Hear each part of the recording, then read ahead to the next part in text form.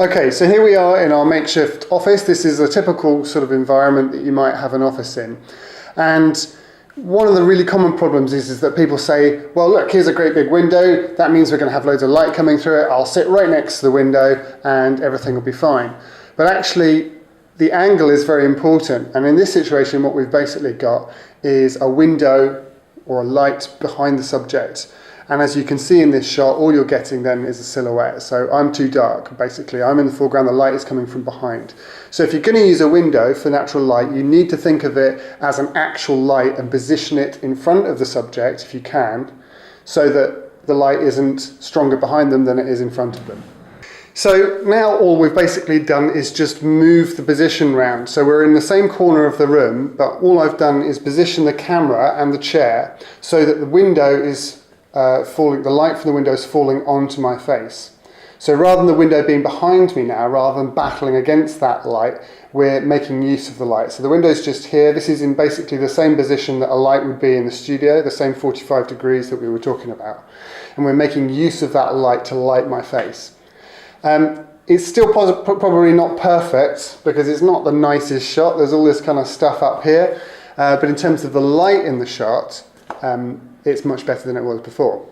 So one of the quickest and easiest ways to eliminate the clutter and the distractions from the background, like we were just looking at, is to just zoom the camera in, just to sort of crop it in a little bit and tighten up the shot. The drawback of that then is that you don't have any room to change the depth of the shot. You can't zoom in because we're already quite close, and you can't zoom out because the shot isn't very nice when you zoom out. It's got distractions in it. So if you can, you need to try and find a shot that's clean to start with. So you just need to look around the room, the space that you're in, and try and find a space or an angle where you don't have all of those distractions in to start with. Okay, so this is a little bit better. What I've done then is to just forget that corner that I was shooting in over there. There were too many distractions. I didn't like it. I've changed the angle of the camera around, pointed it a different direction, and also tried to get a little bit of depth into the shot. So there's now a little bit of distance behind the camera. There's something in the background there to give it a bit of depth. And I'm not worrying about the window. I've got rid of the plugs. I can zoom in and I can zoom out on this shot to give me some depth in post-production. And I have also had to move a few things around. So I've had to actually manipulate the environment. There were tables and things up against that window that didn't look nice, so I've moved them out of the way. So you do have to sometimes just tweak the surroundings a little bit and make sure that they're suitable for what you want. So don't be afraid to kind of change the environment to suit what you need.